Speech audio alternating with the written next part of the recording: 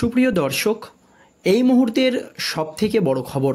দর্শক, আপনারা সকলেই জানেন আর.জি. কর কাণ্ডে মহিলা চিকিৎসকের মৃত্যুর ঘটনায় যখন রাজ্য রাজনীতি একেবারে তোলপাড়, গোটা দেশ জুড়ে উঠেছে নিন্দার ঝড়। এবং আপনারা জানেন একাধিক রাজনৈতিক সভামঞ্চ থেকে শুরু করে শিক্ষা প্রতিষ্ঠান, সব জায়গা থেকেই মুখ্যমন্ত্রী মমতা ব্যানার্জির পদত্যাগের দাবি উঠে গিয়েছে। জানিয়ে প্রবল চিন্তায় বাংলার মুখ্যমন্ত্রী মমতা ব্যানার্জি যে কিভাবে এই আর.জি. কর আন্দোলনকে থামানো যায় বা এই আর.জি. কর আন্দোলনে জল ঢালা যায়। এই প্রচেষ্টায় যখন বাংলার মুখ্যমন্ত্রী মমতা ব্যানার্জি করছেন, তখন কিন্তু এই আর.জি. কর কাণ্ড নিয়ে দলের অন্দরেই আগুন লেগে গিয়েছে। একের খোদ মুখ্যমন্ত্রী মমতা ব্যানার্জির বিরুদ্ধেই মুখ খুলছেন একের পর এক তৃণমূলের হেভিওয়েট নেতামন্ত্রীরা। জানিয়ে প্রবল চিন্তিত, এক কথায় বলতে গেলে রাতের ঘুম উড়ে গিয়েছে মুখ্যমন্ত্রী মমতা ব্যানার্জির।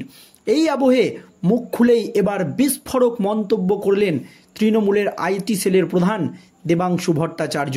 যা বললেন তাতে করে রাজ্য রাজনীতিতে একেবারে শোরগোল পড়ে গেল। দর্শক, আপনারা জানেন এর আগে আর.জি. কর কাণ্ডে মুখ খুলেই বিস্ফোরক মন্তব্য করেছিলেন তৃণমূলের হেভিওয়েট নেতা তথা তৃণমূল সাংসদ সুখেন্দু শেখর রায়। জানিয়ে প্রবল বিড়ম্বনায় বা অস্বস্তিতে পড়েছিল রাজ্য সরকার।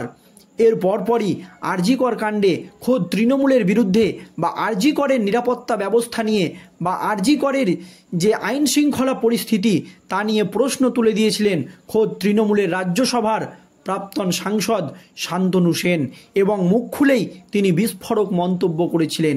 এরপরেই দলের অন্দরেই প্রশ্ন উঠছে এই আর.জি. কর কাণ্ডে মুখ্যমন্ত্রী মমতা ব্যানার্জির ভাইপো অভিষেক ব্যানার্জিও নাকি ক্ষুব্ধ দলের একাধিক সিদ্ধান্তে।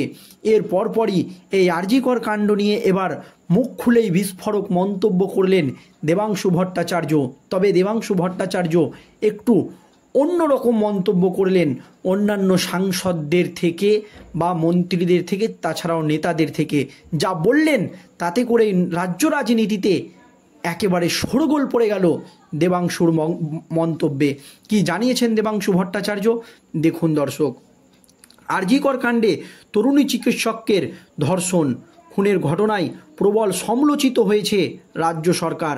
যে রাজ্যের মুখ্যমন্ত্রী একজন নারী, যেখানে মহিলারা কতখানি সুরক্ষিত, ইতিমধ্যেই এই নিয়ে প্রশ্ন শুরু হয়ে গিয়েছে গোটা রাজ্যে। যেখানে একজন রাজ্যের মুখ্যমন্ত্রী, মহিলা মুখ্যমন্ত্রী, সেই রাজ্যে মহিলারা কতটা সুরক্ষিত তা নিয়ে কিন্তু ইতিমধ্যেই গোটা দেশ জুড়ে প্রশ্ন উঠে গিয়েছে। আর এবার এই নিয়ে একেবারে মুখ খুললেন তৃণমূলের যুবনেতা দেবাংশু ভট্টাচার্য। আর যা বললেন তাতেই নতুন করে রাজ্য রাজনীতিতে একেবারে শোরগোল পড়ে গেল। আর.জি. কর কাণ্ডে মমতা বন্দ্যোপাধ্যায়ের ভূমিকা থেকে নির্যাতিতার পরিবারকে ক্ষতিপূরণ দিতে চাওয়া সব কিছু নিয়েই মুখ খুলেই বিস্ফোরক মন্তব্য করলেন দেবাংশু ভট্টাচার্য। মুখ্যমন্ত্রী হওয়ার পাশাপাশি পশ্চিমবঙ্গের পুলিশ মন্ত্রী এবং স্বাস্থ্যমন্ত্রী মমতা বন্দ্যোপাধ্যায় আর.জি. কর কাণ্ডে তার ভূমিকা নিয়ে বলতে গিয়ে দেবাংশু বলেন, তরুণী চিকিৎসকের ধর্ষণ ও খুনের ঘটনায় 12 ঘন্টার মধ্যে প্রথম গ্রেপ্তারি করে কলকাতা পুলিশ। এরপর সিবিআইয়ের হাতে তদন্তভার তুলে দেওয়ার পর প্রায় সপ্তাহখানেক কেটে গেলেও এখনও পর্যন্ত কাউকে গ্রেপ্তার করতে পারেনি কেন্দ্রীয় এজেন্সি। তবে এই নিয়ে বিস্ফোরক মন্তব্য করেছিলেন তমলুক লোকসভা কেন্দ্রের বিজেপি সাংসদ। তিনি বলেছিলেন যে সিবিআই তদন্তভার হাতে পাওয়ার আগেই কিন্তু অনেক প্রমাণ লোপাট হয়ে গিয়েছে, এই কথা কিন্তু তিনি বলেছিলেন। শুধু তাই নয়, দেবাংশু আরও বলেন, বর্তমানে আর.জি. কর কাণ্ডের প্রতিবাদে রাস্তায় নেমে প্রতিবাদ করছে বাংলার মানুষ। মুখ্যমন্ত্রী মমতা বন্দ্যোপাধ্যায়কে বলছেন মা বোনেদের এই লড়াইকে তিনি স্যালুট করেন। তিনি বলেন যে মুখ্যমন্ত্রী মমতা ব্যানার্জি বলছেন যে মা বোনেদের এই লড়াইকে তিনি স্যালুট করেন। দমন পীড়ন নয়, আর.জি. কর কাণ্ডে মুখ্যমন্ত্রী এবং পুলিশ মন্ত্রী হিসাবে মমতা যে ভূমিকা পালন করেছেন তাকে তিনি স্যালুট করেন বলে জানান দেবাংশু ভট্টাচার্য। এরপরই আর.জি. কর কাণ্ডে সমাজ মাধ্যমে বেশ সক্রিয় হলেও রাস্তাঘাটে সেভাবে দেখা যাচ্ছে না তৃণমূলের যুব নেতা দেবাংশু কি জাস্টিস চাইছেন না? এই প্রশ্ন করা হয় দেবাংশু ভট্টাচার্যকে। তার প্রেক্ষিতে দেবাংশু বলেন, জাস্টিস চাওয়ার জন্য রাস্তাঘাটে নামার দরকার কি? আমি তো মমতা বন্দ্যোপাধ্যায়ের মিছিলে হেঁটেছি, কারণ আমরা জাস্টিস চাই। দেবাংশু বলেন, আমরা সিবিআইয়ের থেকে জাস্টিস চাই, যত দ্রুত সম্ভব জাস্টিস এবং অপরাধীদের ফাঁসি চাই। এমনই বিস্ফোরক মন্তব্য করেন দেবাংশু ভট্টাচার্য। দেবাংশু জানান, আরজি করের পাশাপাশি তাদের আরও কিছু কাজ করতে হবে। সম্প্রতি নন্দীগ্রামে গিয়েছিলেন বলে জানান তৃণমূল নেতা। সেখানকার ঘটনা শেয়ার করার পরেই পাল্টা প্রশ্ন করে বলেন, আরজি করের ঘটনায় কি কোথাও তৃণমূল যুক্ত? তৃণমূলের কোনো মন্ত্রী যুক্ত? তৃণমূলের কোনো বিধায়ক যুক্ত? এখানে তৃণমূলের মুখ্যমন্ত্রী, রাজ্যের মন্ত্রী, বিধায়ক কেউ যুক্ত নেই। তাও পদত্যাগ চাওয়া হচ্ছে মমতা বন্দ্যোপাধ্যায়ের। এই দিকে তদন্ত করছে কেন্দ্রীয় এজেন্সি সিবিআই, বলেন দেবাংশু ভট্টাচার্য। কথার সূত্রে 14ই আগস্ট রাত দখলের কর্মসূচির কথা উঠে আসে। দেবাংশু বলেন, ওই কর্মসূচিতে তার দিদি, বোন সহ বহু চেনা পরিচিতি হেঁটেছেন। ওটা মেয়েদের অধিকার, মেয়েদের সম্মানের দাবিতে প্রতিবাদ ছিল। কিন্তু মোহনবাগান ইস্টবেঙ্গল কর্মসূচির মধ্যে 30% সাধারণ সমর্থক এবং বাকি 70% সমর্থকের মধ্যে সিপিএম এবং বিজেপির অনুগামীরা ছিলেন বলে দাবি করেন তৃণমূল নেতা। কয়েকদিন আগে জানা গিয়েছে, আরজি করেন নির্যাতিতার পরিবারকে 10 লক্ষ টাকা দিতে চেয়েছিলেন রাজ্য সরকার। এই নিয়ে বিস্তর বিতর্ক হয়েছিল।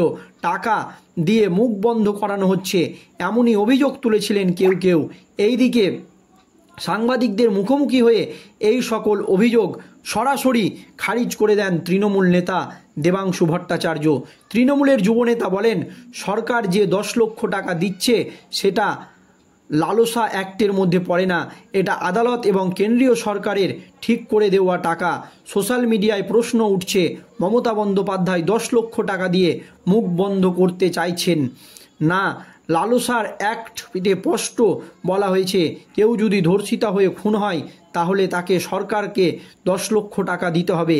কারোর ওপর অ্যাসিড হামলা হলে নির্দিষ্ট টাকা, কেউ কিডন্যাপ হলে, খুন হলে নির্দিষ্ট টাকা দেওয়ার চার্ট আছে।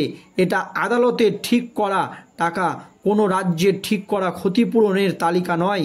এটা রাজ্য সরকার দিতে বাধ্য, না দিলে আদালত অবমাননার কেস হবে। ফলে যারা বলছে 10 লক্ষ টাকা দিয়ে রাজ্য মুখ বন্ধ করতে চাইছে তা ভুল বলছে। এমনই মন্তব্য করেন তৃণমূলের আইটি সেলের প্রধান দেবাংশু ভট্টাচার্য। আর জানিয়ে ইতিমধ্যেই রাজ্য রাজনীতিতে নতুন করে তৈরি হয়েছে জোর বিতর্ক। আপনাদের মতামত অবশ্যই কমেন্টে জানাবেন। ধন্যবাদ।